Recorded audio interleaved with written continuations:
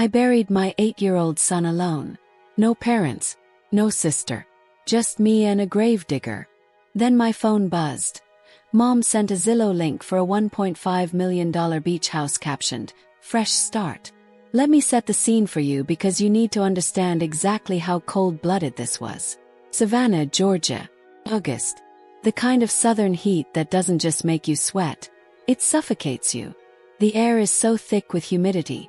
It feels like you're breathing through a wet towel that someone's holding over your face. I'm standing at the graveside in a black dress that's already soaked through, sticking to my back, my legs, everything. And I keep checking my phone. Not because I'm distracted. Not because I'm being disrespectful to my son's memory. But because I'm desperate. I'm waiting for that text that says stuck in traffic or flight delayed or car broke down. Literally anything that would explain why my mother, my father, and my sister aren't standing next to me right now. My son, years old. He wanted to be an astronomer. He collected rocks from our backyard because he was convinced some of them were moon fragments that fell to Earth. He made me promise that we'd go camping every summer so he could map the constellations. He had this notebook where he drew the stars, labeled them, connected them with lines like he was solving the universe's biggest puzzle. And now he's gone. I'm burying him alone. Just me, the funeral director who keeps giving me these pitying looks like he's trying to figure out if I even have a family. And the gravedigger who's trying very hard not to make eye contact because this is clearly the saddest thing he's seen all month. I keep glancing toward the cemetery gates. Surely they're coming. Surely there's been some massive misunderstanding. Maybe there was a car accident. Maybe someone's in the hospital. Maybe all 3 of their phones died at the exact same time. I'm building this elaborate disaster scenario in my head because the alternative, that they chose not to come, is too horrific to even consider. The funeral director clears his throat. "Ma'am, we need to proceed." I nod. What else can I do? The gravedigger starts lowering the casket. That tiny, child-sized casket that no parent should ever have to see. And the sound of the mechanism, that mechanical whirring, it's so loud in the silence. Oh, final. I'm watching my baby disappear into the ground. And I'm alone. That's when my phone buzzes. Finally. The apology. The explanation. The breakdown of whatever catastrophe kept them away. I pull it out with shaking hands. And I see a notification from my mother. But it's not a text. It's not a call. It's a link. She shared something with me. I click it because I'm confused, and maybe it's directions to the cemetery, maybe it's a Zillow listing. 5-bedroom coastal estate. Vaulted ceilings. Ocean views. Chef's kitchen. Master suite with a balcony overlooking the water. Infinity pool. 3-car garage. The kind of house you see in magazines, the kind of house people dream about. And the caption my mother added. Fresh start. The price is right there. Bold. Unmissable. $1.5 million. The exact amount of my son's life insurance policy and trust fund. Combine. Dollar. I stare at that screen and everything around me goes silent. Not peaceful silent. Vacuum silent. Like all the air has been sucked out of the world. My vision starts tunneling. The edges go blurry. And I realize with perfect crystalline clarity what's happening. While I'm standing over my child's grave, sweating through my funeral clothes, watching them lower his body into the ground, my family isn't grieving. They're not delayed. They're not in crisis. They're shopping. They're browsing luxury real estate like they're planning a vacation. Like my son's death wasn't a tragedy. It was a windfall. Like he was a lottery ticket they'd been waiting to cash in. I don't cry. Don't scream. I don't collapse. Something else happens. Something I didn't know was possible. I go ice cold. Not numb, cold. There's a difference. Numb means you can't feel anything. Cold means you feel everything, but now it's been compressed, refined, sharpened into something precise and dangerous. Like grief got put through a forge and came out as a weapon. The funeral director is talking to me, but I can't hear him. I'm staring at this Zillow listing and I'm doing math in my head. They knew the payout amount. They knew the trust fund total. They knew it down to the dollar. Which means they'd been planning this. They'd been waiting for my son to die so they could go house hunting. Put my phone away. I thank the funeral director. I get in my car, this old sedan that's held together with prayer and duct tape, and I drive home. The back seat is full of white lilies from the service. The funeral home sends them home with you if no one else takes them. The smell is so thick and cloying it's making me nauseous. Smells like death, like finality, like the end of everything compressed into a 2-mile drive. When I get to my apartment and unlock the door, the quiet hits me like a physical force. It's not peaceful. It's heavy, oppressive. I walk into the kitchen, throw my keys on the counter, and stare at the empty chair where John used to sit for breakfast. The chair where he'd eat his cereal and tell me facts about Jupiter's moons. I wait for the breakdown. I wait for my knees to buckle, for the wailing to start, for the grief to swallow me whole like everyone says it will. But it doesn't come. Instead, that cold clarity spreads. It starts at the base of my spine and works its way up, cooling the savanna heat, sharpening my vision until everything in the room looks high definition and hard-edged, like someone turned up the contrast on reality. I open my laptop. I need to know. I need to understand how deep this betrayal goes. I log into the florist website, the one my mother uses for every birthday, every anniversary, every obligatory gesture. I know her password because I'm the one who usually orders the flowers she takes credit for. From mom and dad arrangements that I paid for and shipped. I navigate to her order history. I find the funeral spray they sent to the service. The one that had their names on the card. The one I thought meant they cared, even if they couldn't be there. Order date: 14 days ago. I stare at that date stamp. 14 days. 2 weeks. They ordered those flowers 2 weeks before the funeral. Which means they knew, 14 days in advance, that they wouldn't be standing next to me. They knew they'd be busy doing something else. They scheduled their absence like it was a dentist appointment they wanted to avoid. This wasn't a last-minute emergency. This wasn't traffic or a delayed flight or a sudden crisis. This was premeditated abandonment.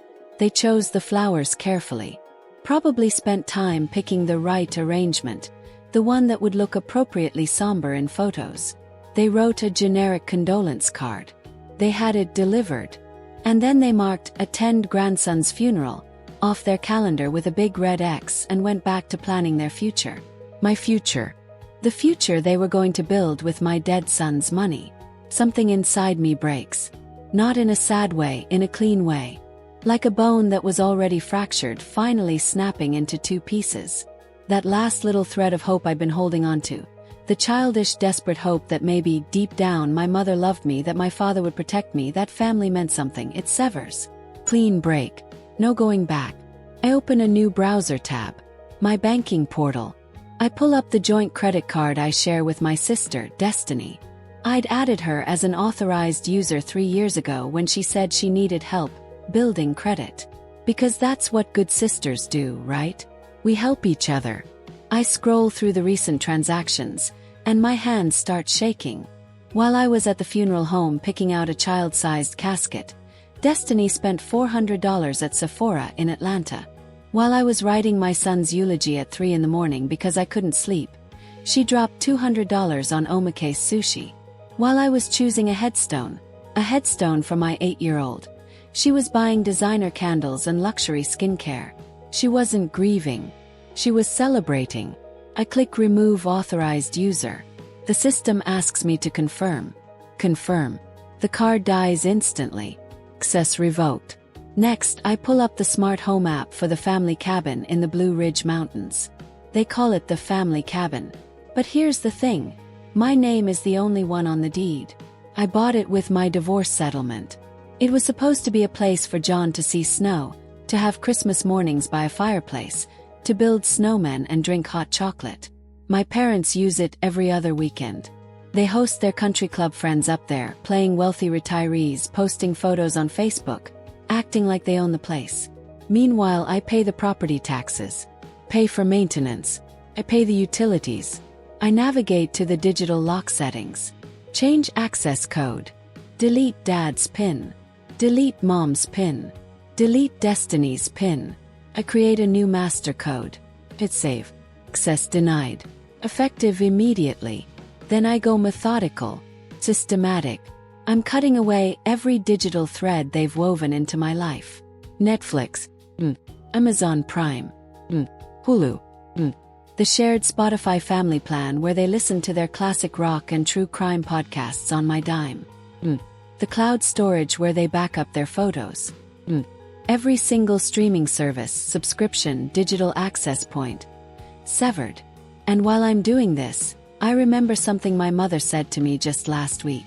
I was telling her how overwhelmed I was trying to organize the funeral, trying to figure out readings and music, and how to fit 8 years of life into a 30-minute service. She looked at my drafting table, covered in my botanical illustrations, the intricate watercolors of rare plants I get commissioned to create, and she said with this dripping, condescending sympathy, "Sarah, you just aren't equipped for the real world. You play with your coloring books while the adults handle the business." Coloring books. That's what she called my career. That's what she called the work that paid her mortgage when she forgot to send the check 3 months in a row. I look at my laptop screen. All the accounts show the same status. Access revoked. User removed. Subscription cancelled. They thought I was weak. They thought grief had made me soft, pliable, easy to manipulate. They thought they could mold me into whatever shape they needed, preferably the shape of an ATM. They were about to learn something important. Grief doesn't always break you. Sometimes it burns away everything that isn't essential. Sometimes it leaves you harder than diamond and twice as sharp. Close the laptop. The apartment is still silent, but it doesn't feel empty anymore. Feels like a war room. And I was just getting started. Because what I found in that ledger I'd been keeping for 4 years was about to become their worst nightmare. I sit in the dim light of my kitchen, the only illumination coming from the laptop screen casting this cold blue glow across my hands. My fingers hover over the keyboard, but my mind is somewhere else. It's replaying the highlight reel of my life in this family. Not the happy moments, there weren't many of those. The moments of use. The transactions. The times I paid and paid and paid, thinking I was buying love. I need to understand why. Why did I let it go on this long? Why did I pay their bills, fix their messes, swallow their insults, and come back for more? Why did I spend 32 years being their emotional and financial safety net? I pull up a file I've been keeping for 4 years. It's buried deep in my hard drive, password protected. Hidden in a folder labeled Tax Documents 2019, because I knew no one would ever look there. Call it the ledger. Row 1. $96,000. That's the running total I've paid toward my parents' second mortgage. Every single month for 4 years, like clockwork, $2,000 leaves my account and goes into theirs. Automatic transfer. I set it up and forgot about it because that's what good daughters do, right? We take care of our parents. I remember the first time my mother asked. No, not asked. Demanded. She called me in tears. Real tears, or at least they sounded real over the phone. "Sarah, we're going to lose the house. The house we raised you in. The house where you had your first Christmas, your first birthday, where we sacrificed everything to give you a good life. And now we have nothing. The bank is foreclosing. We'll be homeless." I had just landed my first major contract, illustrating a rare plant guide for a university press. The pay was more money than I'd ever seen in my life. $15,000 for 3 months of work. Felt rich. Felt successful. I felt like I'd finally made it. And I felt guilty. Because here were my parents, the people who raised me, who fed me, who put a roof over my head. And they were losing everything while I was celebrating. So I paid. I paid the overdue mortgage. I set up the automatic transfer. I became their monthly bailout. And when I told them, you know what my father said? He didn't say thank you. He didn't express gratitude or relief. He just nodded like I'd completed a task he'd assigned me and said, "Good girl. At least you're making yourself useful." Making myself useful.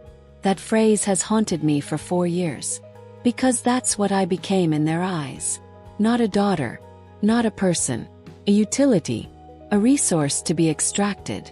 My value wasn't in who I was. It was in what I could provide. That was my currency.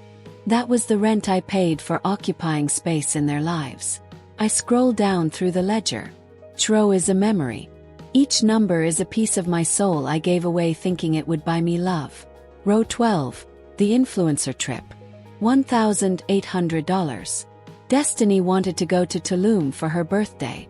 She was building her brand, which apparently meant posting bikini photos and sponsored content for detox teas. She couldn't afford the flight or the resort. She was between opportunities, which is rich person speak for unemployed. My mother cornered me at Sunday dinner. She does this thing where she backs you into a physical space, like between the kitchen counter and the fridge, so you can't escape, and then she launches into her manipulation. Your sister is so talented, Sarah. She just needs a break. She just needs one good opportunity to launch her career. You have savings. You have money just sitting there doing nothing. Don't be selfish. Selfish. The nuclear word. The word they deployed whenever I tried to keep something for myself. Whenever I had boundaries. Whenever I said no. So I paid for the flight. I paid for 5 nights at an all-inclusive resort. I paid for her airport transfers and her travel insurance. Destiny posted 37 photos from that trip. Sunset cocktails. Infinity pool selfies. Living my best life captions with 17 hashtags. She gained 3,000 followers. I wasn't tagged in a single post. Not one. I didn't even get a thank you text when she landed back in Atlanta. Row 24. The car accident. $5,000.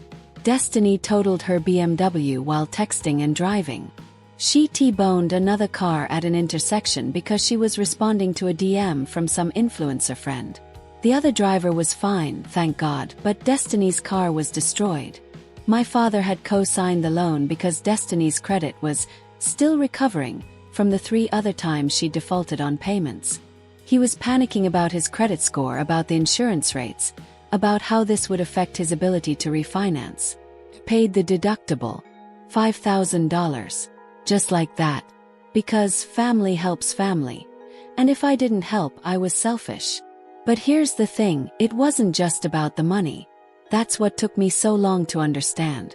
It was about the training, the conditioning, the psychological manipulation that was so subtle, so insidious, I didn't even realize it was happening. It was like they were training a dog. Specifically, they were training a stray dog, one that was desperate for affection, desperate to belong, desperate to be wanted. Here's how it worked. They'd starve me of affection for weeks, sometimes months.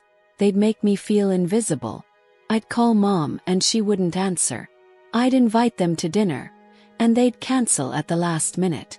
I'd send photos of John, and I'd get one-word responses. Nice. Cute. Nothing that showed they actually cared. And just when I was about to walk away, just when I was about to accept that maybe they didn't love me, just when I was building up the courage to cut them off, they'd throw me a scrap. Compliment on my hair.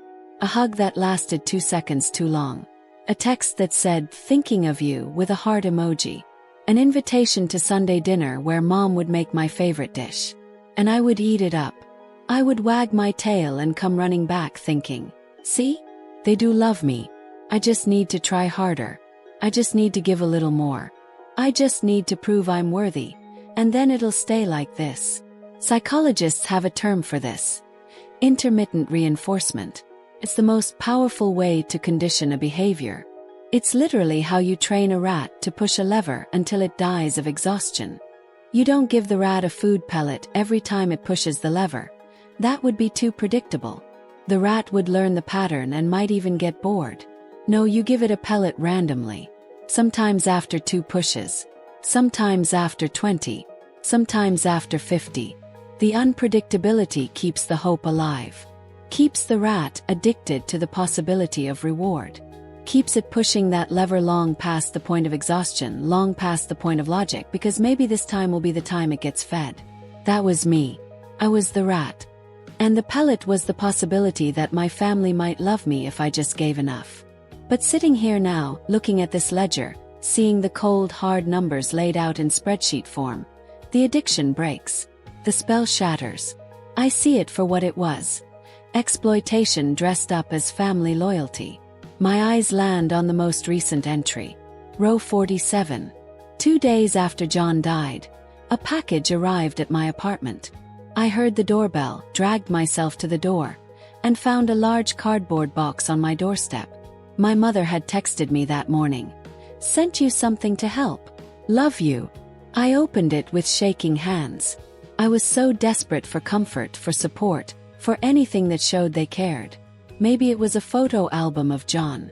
Maybe it was a memory quilt. Maybe it was something, anything that acknowledged my pain. It was a box of bills. Inside was a stack of envelopes, past due notices, credit card statements, a foreclosure warning for some beach house I didn't even know they'd bought, all addressed to either Destiny or my parents. And on top, a yellow post-it note in my mother's looping handwriting. "Do the right thing, Sarah. Family helps family." That was their condolence gift. That was how they responded to their grandson's death. Not with sympathy, not with support, with a billing statement. They didn't see a grieving mother when they looked at me. They saw an inheritance. They saw a payout. They saw $1.5 million in life insurance and trust funds, and they were already planning how to spend it. I closed the spreadsheet. The shame I've been carrying for years. The shame of not being enough, of not being like Destiny, of being the difficult daughter, the ungrateful one. It evaporates. It doesn't just fade. It transforms. It's not shame anymore. It's fuel. I have spent my entire adult life building them a safety net, carefully stitching it together with my own money, my own time, my own self-worth. Thread by thread, I wove something I thought was love. I thought if I made it strong enough, comfortable enough, reliable enough, they'd finally see my value. They'd finally love me back. Now I'm going to cut every single rope and watch them fall. But I needed to be smart about it. Because what happened next proved they weren't just opportunists. They were predators. And they were coming for everything I had left. The banging starts at exactly 2 p.m. the next day. It's not a polite knock, the kind where someone raps gently and waits for you to answer. This is aggressive. Entitled, "The Heavy Pounding of People Who Believe They Own Not Just the Building, But You." People who think locked doors don't apply to them. Check the peephole. Andrew and Amber. My parents. Both dressed like they're about to attend a business meeting. Dad in khakis and a polo. Mom in a cream-colored pantsuit with her designer handbag. Take a breath. I unlock the deadbolt. I don't even get to say hello before my father pushes past me. He doesn't ask if he can come in. He doesn't acknowledge me. He just barrels through like he's executing a search warrant, and the oppressive heat of the savannah afternoon follows him in like a physical force. He doesn't look at me. Doesn't ask how I'm doing. Doesn't mention John. He walks straight to my kitchen, opens the refrigerator and starts inspecting it. "Expired," he mutters, pulling out a carton of milk and checking the date. He tosses it in the trash. "Wilted," he says, holding up a bag of spinach before throwing it away too. "When's the last time you went grocery shopping, Sarah?" He's not asking out of concern. He's building a case. He's documenting evidence. Performing a wellness check that feels more like a raid. She can't even buy groceries. She can't function. She needs help. My mother stands in the hallway, not coming all the way in, just staring at the walls of my living room. I'd hung my latest series there last month. Large-scale watercolors of decaying magnolias. Beautiful, intricate, dark. My best work. "It's so dark in here, Sarah," she says, her voice trembling with this rehearsed fragility. Like she's on the verge of tears. "And these drawings. They're obsessive. It's not healthy. You're spiraling." I lean against the doorframe, crossing my arms. "What do you want?" My mother turns to me, and her eyes are wide and wet. Performance tears. I've seen them 1,000 times, usually deployed right before she asks for money. "We want to save you," she says. "We've been so worried. We spoke to a specialist, Dr. Morrison. He's very well respected, and we told him what's been happening. The isolation, the aggression, cutting off your sister for no reason." He agrees. "You're displaying signs of a psychotic break." My blood goes cold. Not with fear, with recognition. I know what's coming next. I've watched enough true crime documentaries. I've read enough articles about financial abuse. She reaches into her designer handbag, the one I bought her for Christmas 2 years ago, and pulls out a thick stack of papers clipped with a blue legal backing. She places it on my coffee table with this practiced solemnity, like she's presenting evidence at a trial. It's a voluntary conservatorship, she says. Just for the financial side. Just until you're stable again. We'll manage John's trust fund. We'll make sure the bills get paid. We'll handle everything. You don't have to worry about a single thing. I look at the papers. They want control. Not just of the money, of me. They want to legally declare me incompetent. They want to take ownership of every decision I make, every dollar I spend, every aspect of my life. And if I don't sign, yes, my voice comes out flat. Like I'm watching this happen to someone else. Andrew slams the refrigerator door shut. The sound echoes through the apartment. Then we call the authorities, he says, wiping his hands on his khakis like he's just finished dirty work. We file for an involuntary 5,150 hold. We tell them you're a danger to yourself. We have documentation, neighbors' statements, the emails you sent to Destiny, threatening her, saying horrible things. Freeze. I haven't sent Destiny any emails. That's not what our lawyer says, my mother responds, and there's something in her voice now. Something cold and certain. The fake fragility is gone. We have evidence, Sarah. We have proof of your mental decline. We didn't want it to come to this, but you're forcing our hand. I look at my mother, really look at her, and I realize she's not wringing her hands anymore. She's not crying. She's watching me with this terrifying serenity, like she's already won, like she's just waiting for me to accept defeat. This is what psychologists call the savior gaslight. It's a specific subcategory of narcissistic abuse where the abuser genuinely convinces themselves they're the hero of the story. They're the martyr. They're the selfless parent stepping in to save their broken child. They don't see themselves as thieves trying to steal a dead child's life insurance money. In their minds, they're heroic parents rescuing their mentally unstable daughter from her own wealth before she does something terrible with it. They have to believe I'm crazy. Because if I'm sane, if I'm competent, if I'm making rational decisions, then they're just monsters. They're just vultures circling a grieving mother. And their egos will not handle that reality. So they've rewritten the narrative. They've cast themselves as the good guys. And they've cast me as the victim who doesn't know she needs saving. We just want what's best for you, my mother whispers. And she sounds so sincere it's almost convincing. Please, Sarah, do the right thing. Sign the papers. Don't make us have you committed. I walk to the window, needing space, needing to breathe. And that's when I see it. Parked in the fire lane, illegally I might add, is Destiny's white Range Rover. The one with the custom license plate that says, Blessed. She's not coming inside. She's sitting in the driver's seat, phone mounted on the dashboard, and I can see the ring light reflecting in her oversized sunglasses. She's filming, recording, creating content in real time. I can practically see the caption already. Intervention Day. Sometimes you have to save family from themselves. Pray for my sister. Folded hands, #mental health awareness, #family first, #tough love. She's building the narrative. She's creating the public perception that I'm unhinged, unstable, dangerous to myself. So that when they take control of the money, when they file for conservatorship, when they drain every penny of John's trust fund, the world will applaud them. They'll be the heroes who stepped up when their poor, crazy sister couldn't function. The comments will pour in. You're so strong. What a good sister. Family is everything. She'll gain followers. She'll gain sympathy. She'll monetize my breakdown. They have it all planned. The legal threat. The social proof via Destiny's Instagram documentation. The forged emails. The fake medical opinion. The emotional blackmail. They've built a perfect trap with only 2 exits. Either I hand over the money voluntarily, or I get dragged away in restraints while they take it anyway. They think they've checkmated me. They think they've backed me into a corner where I have no moves left. I turn back to them. My father is leaning against the kitchen counter, arms crossed, looking satisfied.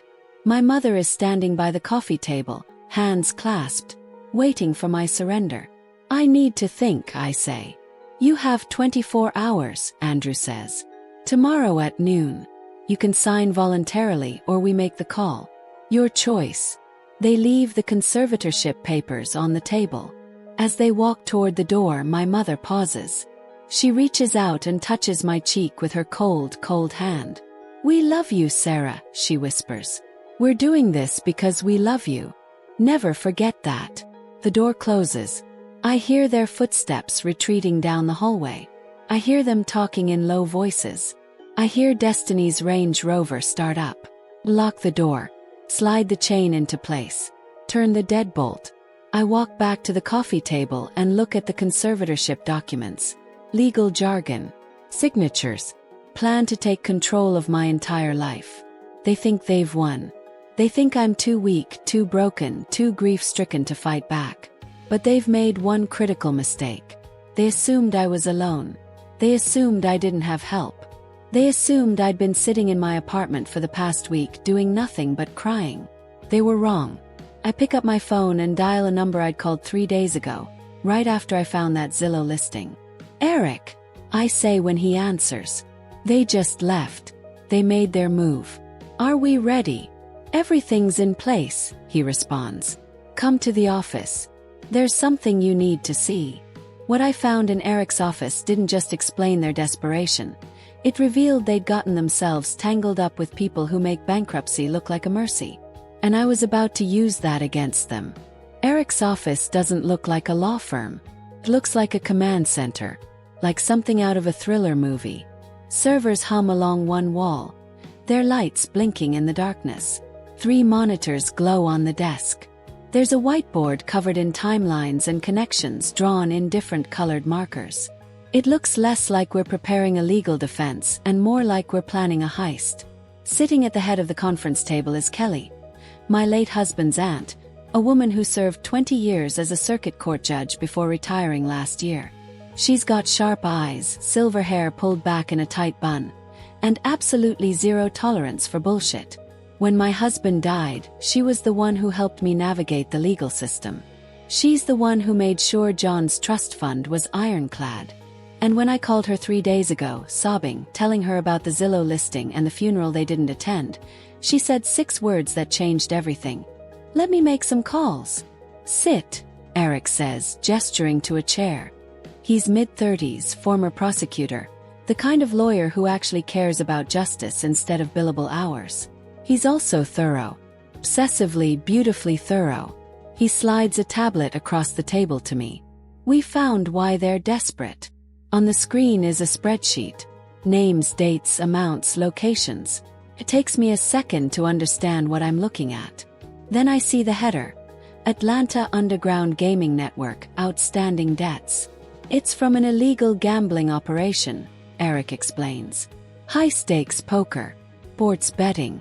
They run it out of a warehouse in East Atlanta. Very exclusive.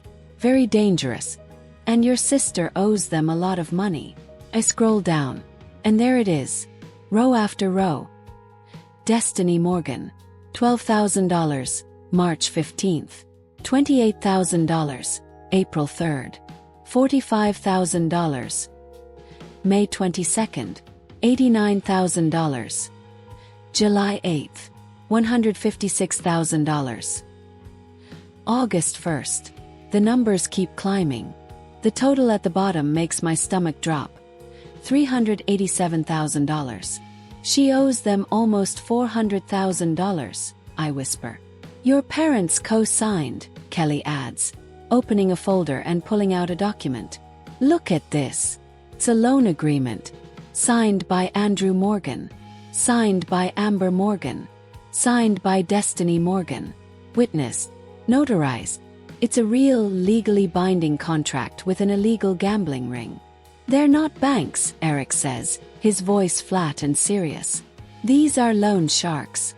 Professional ones. They gave her 48 hours to pay. That deadline was yesterday. Everything clicks into place. Panic. The sudden concern about my mental health. The conservatorship. The threats. The forged emails. They didn't want to save me. They wanted to save themselves. So what happens now that the deadline passed? Yes. Eric and Kelly exchange a look. These people don't break kneecaps anymore, Kelly says. That's movies. Real loan sharks are smarter. They file liens against property. They ruin credit. They make your life legally hellish in ways that are hard to escape. And when that doesn't work, she pauses. They have connections to people who make problems disappear, legally or otherwise. I feel my hands shaking. So they need John's money. They need it to pay off the debt before it gets violent. And they're willing to destroy you to get it, Eric confirms. He opens another folder. Look at what they prepared. He spreads out documents across the table.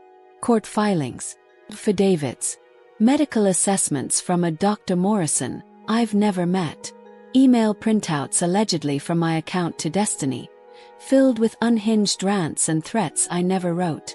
This email says I threatened to burn down her apartment. I say, reading one. This one says I'm hearing voices.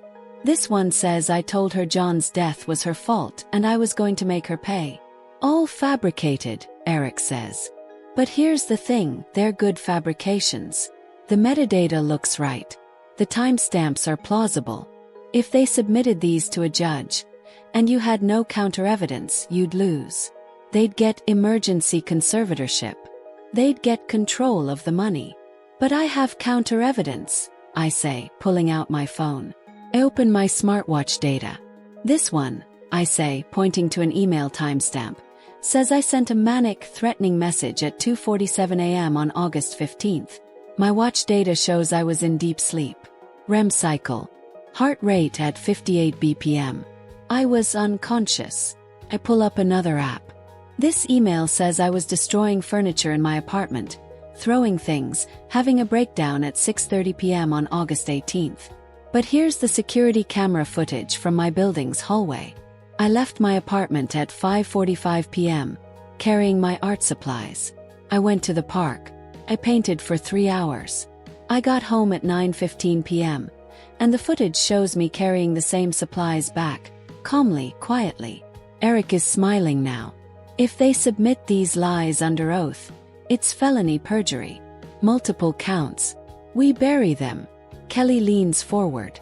But here's what I recommend. We don't just defend. We attack. We need them to commit fully to the lie.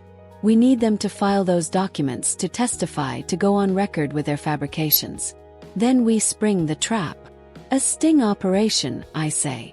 Exactly, Kelly confirms. We let them think they're winning. You play along. You act defeated. You make them believe you're signing over control. And the moment they commit the fraud, we hit them with everything. I sit back in my chair, my mind racing. So I need to go to their house. I need to pretend I'm broken. I need to make them think they won. Can you do that? Eric asks. Can you perform? I think about the funeral. I think about standing alone in the August heat. I think about that Zillow listing. I think about 32 years of being used. Yes, I say. I can do that. Kelly slides another document across the table. There's one more thing.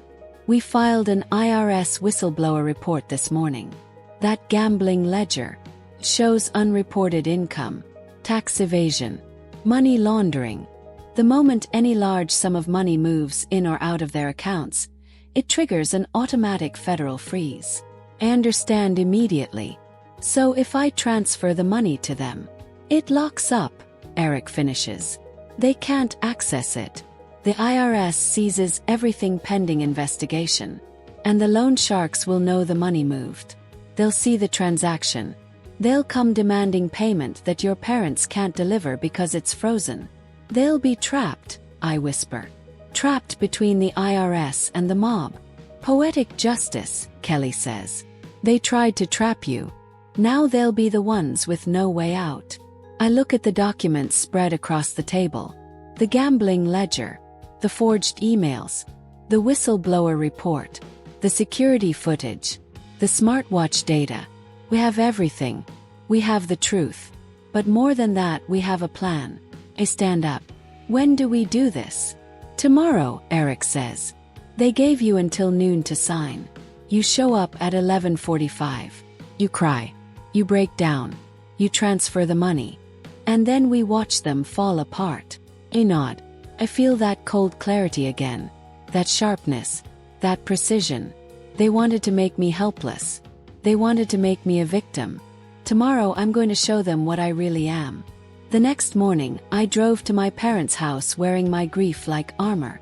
They thought they were about to win the lottery. They had no idea they were walking into their own execution. I parked my car across the street from my parents' house at 11:43 a.m. 2 minutes early. I sit in the driver's seat for 60 seconds, taking deep breaths, preparing myself for the performance of a lifetime. I'm wearing old sweatpants and an oversized t-shirt. No makeup. Hair unwashed, pulled back in a messy bun. I've practiced my expression in the mirror. Defeated, exhausted, broken. I look like someone who hasn't slept in days. Which, to be fair, isn't entirely an act. Cross the street.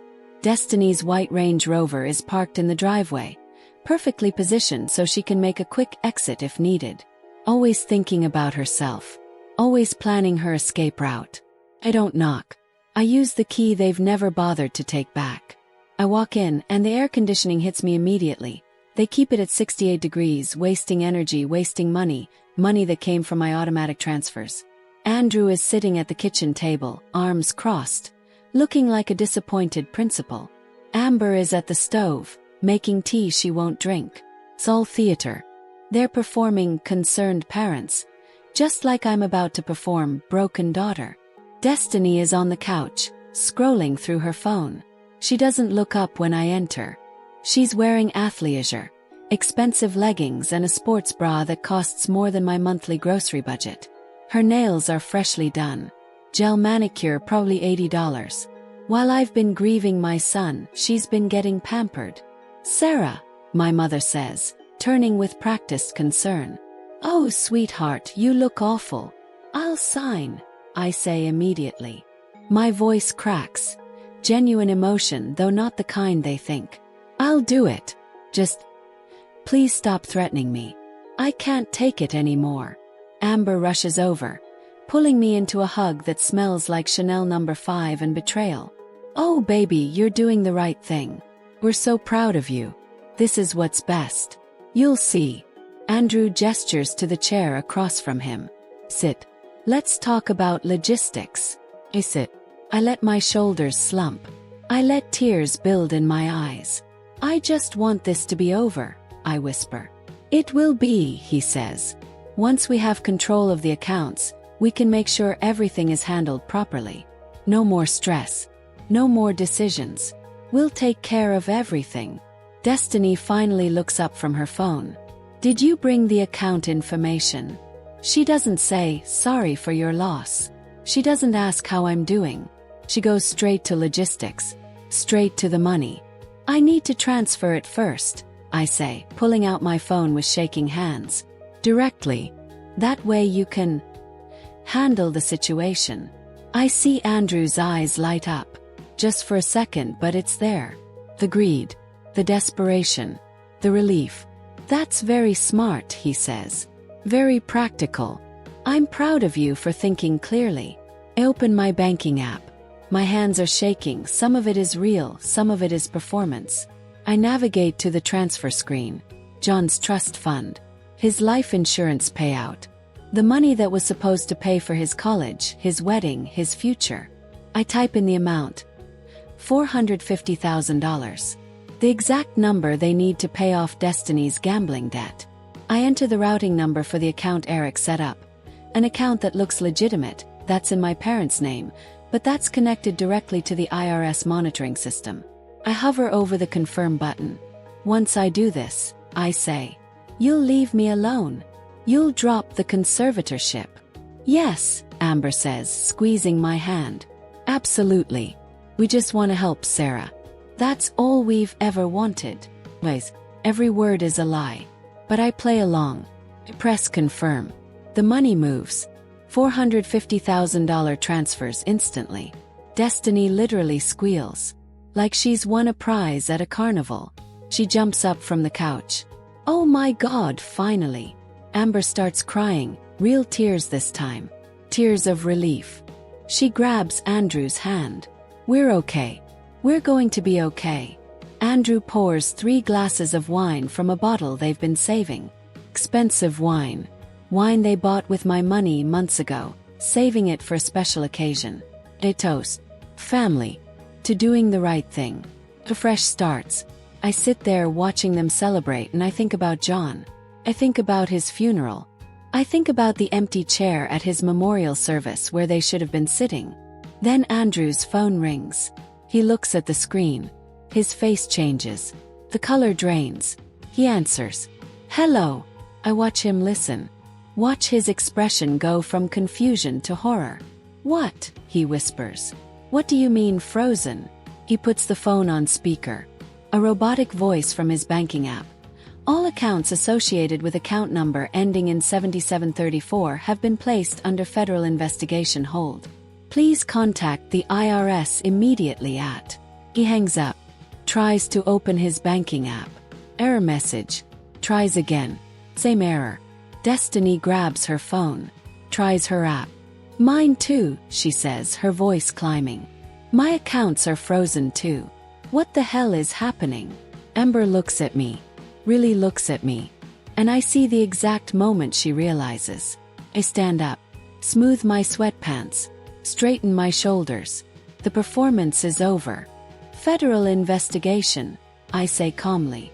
Yesterday, I filed an IRS whistleblower report.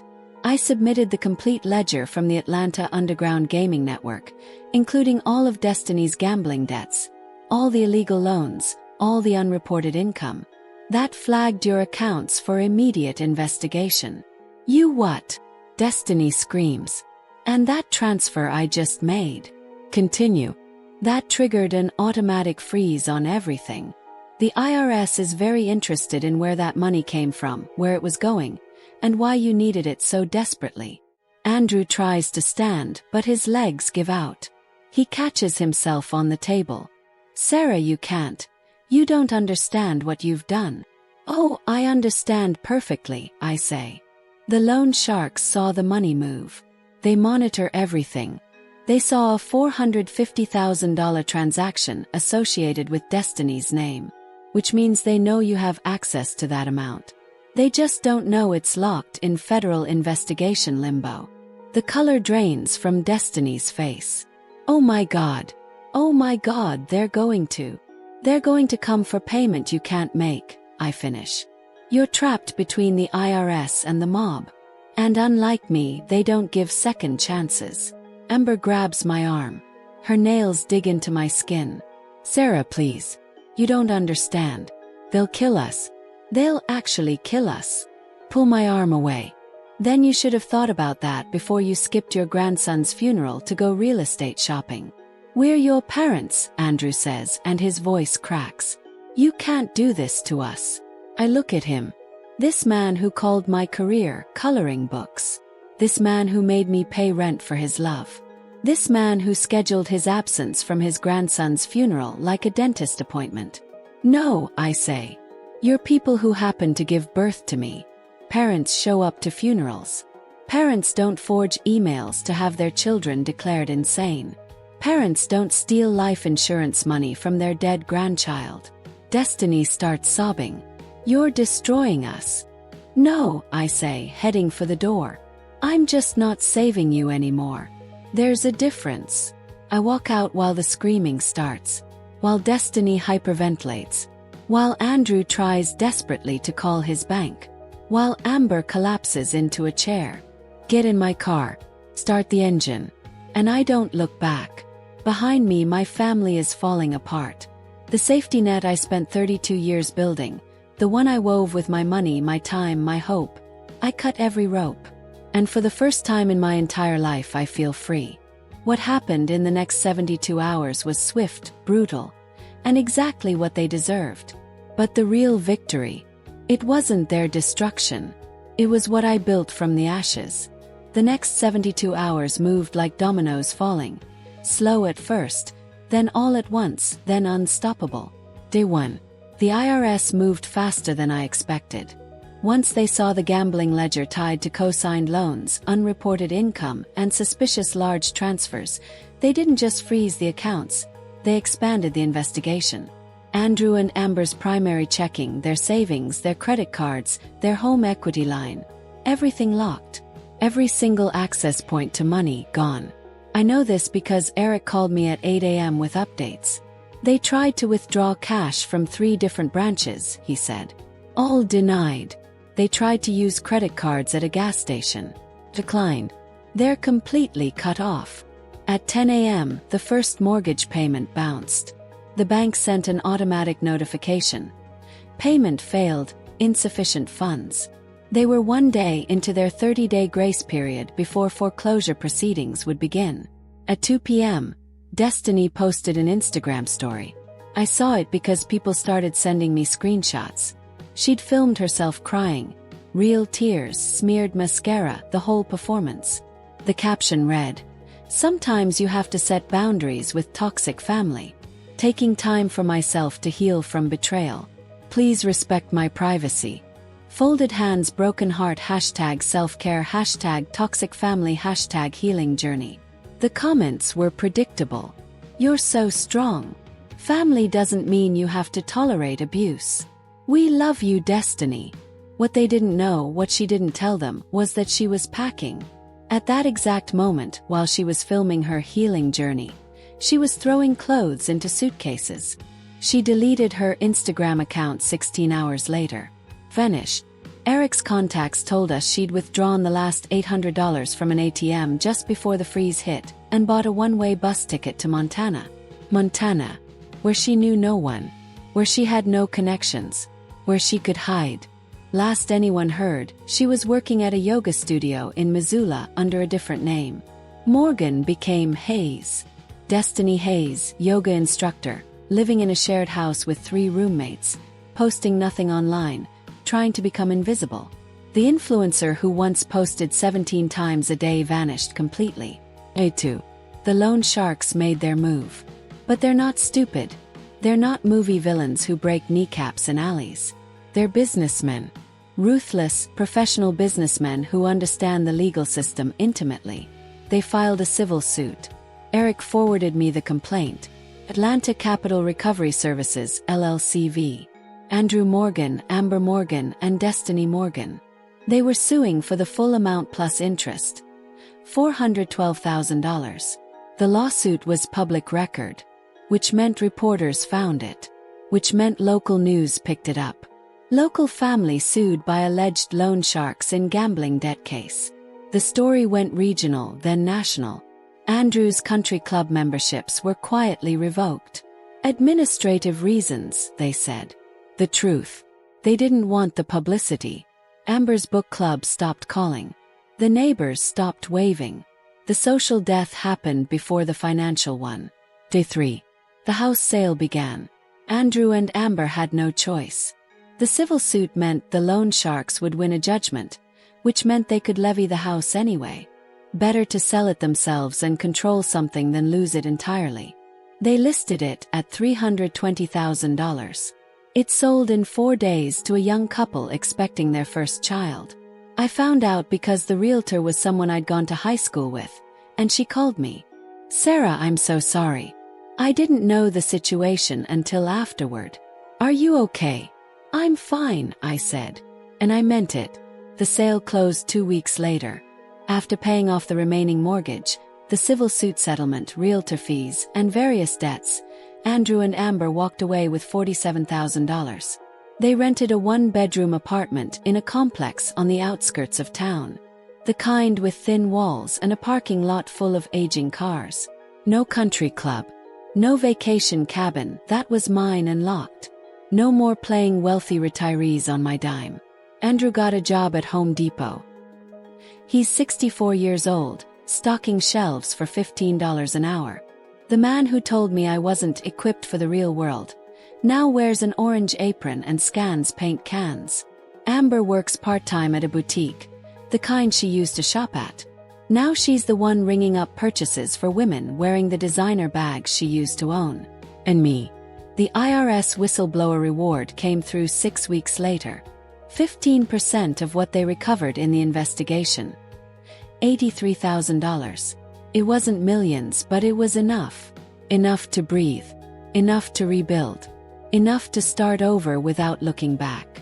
But here's what mattered more than the money.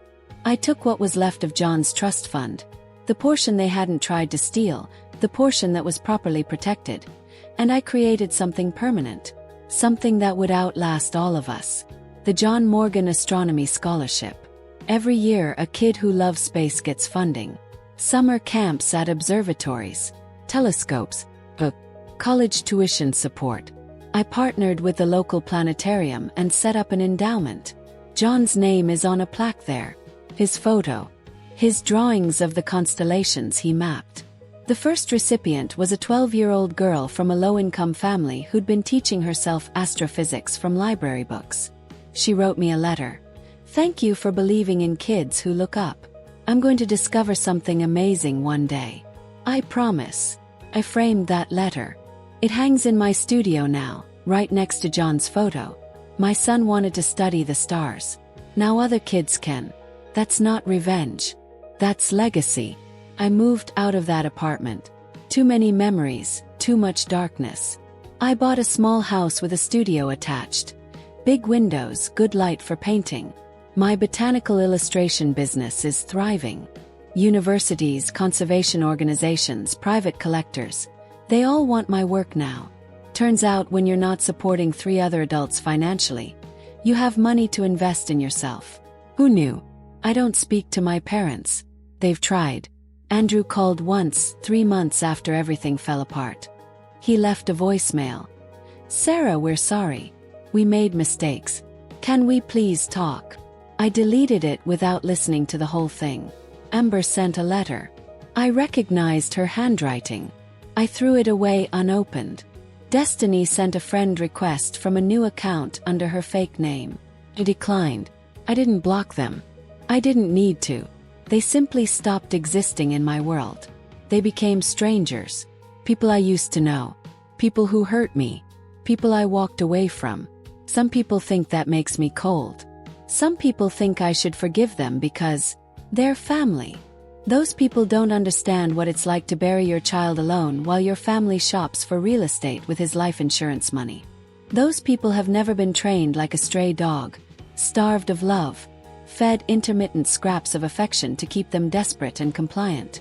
Those people don't know what it's like to be seen as a resource instead of a person. I didn't lose my family that day. I stopped carrying them. I stopped being their safety net.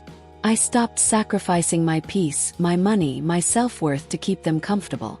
And when I stepped back, they collapsed under the weight of their own choices. I didn't destroy them. They destroyed themselves. I just stopped saving them from the consequences. There's a difference. And that difference changed everything. Because the real question isn't whether I was right to walk away. It's whether you would have the courage to do the same. So here we are. End of the story. End of the revenge. End of the betrayal. But not the end of the conversation. Because this isn't just my story. It's a question that millions of people are asking themselves right now, in apartments and houses and cars all over the world. When does family stop being family? When does loyalty become self-destruction? When is it okay to walk away? When do you stop setting yourself on fire to keep other people warm? I'm going to be honest with you. Some of you reading this think I went too far. Some of you think I'm vindictive. Some of you think I should have forgiven my parents because they're old, because people make mistakes, because family is family no matter what. And if that's you, I need you to answer this question honestly. If your parents skipped your child's funeral to browse Zillow listings for houses they plan to buy with your child's life insurance money, what would you do? Would you sign over the money? Would you let them gaslight you into thinking you were mentally unstable? Would you let your sister film your breakdown for Instagram engagement while they forged emails to have you declared incompetent? Because here's what I learned through all of this. Some people will never see you as anything more than a resource. They don't love you. They love what you can do for them. And the moment you stop being useful, they'll convince themselves and everyone else that you're the problem. My parents didn't see a grieving mother when they looked at me. They saw $1.5 million they needed to access. My sister didn't see someone in pain. She saw content. She saw engagement. She saw an opportunity to build her brand on my suffering. That's not family. That's exploitation with a biological connection. Now some of you are thinking, but Sarah, you trapped them. You set them up. You used the IRS and their gambling debts against them. Yes, I did. Absolutely. But let's be clear about what actually happened. I didn't create their gambling debt. Destiny did that. I didn't forge legal documents and fake emails to steal money. They did that. I didn't co-sign illegal loans with loan sharks. They did that. All I did was stop covering for them. I stopped being the safety net. I stopped paying their bills. I stopped fixing their mistakes. I stopped sacrificing my well-being for their comfort. And when I stepped back, the house of cards they'd built on my money collapsed. They built their lives on my guilt, on my fear of being called selfish, on that tiny, desperate hope that if I just gave a little more, they'd finally love me the way I needed to be loved. But intermittent reinforcement doesn't create love. It creates addiction. And I had to get clean. So let me ask you directly. Have you ever been in a situation like this? Have you ever had family members who only called when they needed money? Who only showed up when there was something in it for them? Who made you feel guilty for having boundaries? Drop a comment and tell me your story. Because I guarantee you're not alone. There are thousands, maybe millions, of people reading this right now who have been the family ATM. Who have been the emotional support animal. Who have been the scapegoat, the fixer, the one who holds everything together while everyone else takes and takes and takes. And here's what I want you to know. It's okay to walk away. It's okay to cut off people who hurt you, even if they're family. Especially if they're family. Because family shouldn't be the people who hurt you most. Family should be the people who show up, who support you, who stand next to you at funerals instead of shopping for houses with the dead person's money. I want you to consider this. What would happen if you stopped? What would happen if you stopped paying their bills, stopped fixing their messes, stopped setting yourself on fire to keep them warm? Would they collapse? Probably. Would they blame you? Absolutely. Would they call you selfish, ungrateful, cruel? Without question. But would you finally be free? That's the question only you can answer. Now, I know some of you are thinking about your own situations right now. Maybe you have a parent who only calls when they need money. Maybe you have a sibling who takes and never gives. Maybe you have family members who drain you emotionally, financially, spiritually, and then make you feel guilty when you try to establish boundaries. You're sitting there thinking, but they're my family. I can't just abandon them. What kind of person would that make me? And I'm going to tell you something important. Walking away from abuse doesn't make you a bad person. It makes you a survivor. There's a difference between abandoning someone and refusing to be exploited. There's a difference between being selfish and having self-preservation. There's a difference between giving up on family and recognizing that some people were never family in the first place. They were just people who shared your DNA and used it as leverage. My parents had 32 years to love me. 32 years to show up. 32 years to prove I mattered to them as a person, not just as a paycheck. And they chose, again and again and again, to use me instead of love me. So when people ask me if I regret what I did, if I regret destroying my family, I tell them the truth. I didn't destroy my family. My family destroyed itself. I just stopped being the glue holding the broken pieces together. And honestly, that's the most freeing thing I've ever done. Here's my challenge to you. Look at your relationships. Really look at them. Ask yourself, do these people show up for me when I need them, or only when they need something? Do they celebrate my successes, or do they minimize them and ask for money? Do they respect my boundaries, or do they call me selfish when I say no? Do they love me, or do they love what I can do for them? If you answered honestly, you probably already know which relationships are real and which ones are transactions. Now do something about it. I want to hear from you. Drop a comment right now and tell me. Have you ever cut off a family member? What was the breaking point? Do you think I went too far or not far enough? What would you have done in my position? Are you in a situation right now where you're being used by family? Let's make this comment section a place where people can finally be honest. Where you can say out loud what you've been too afraid to admit. That sometimes the people who hurt you most are the ones who are supposed to love you. Hit that subscribe button if you want more stories like this. Stories that don't sugarcoat reality, that don't pretend family is always good, that acknowledge the messy, painful truth about relationships. Share this video with someone who needs to hear it. Someone who's been the family fixer, the emotional support, the ATM. Someone who needs permission to walk away.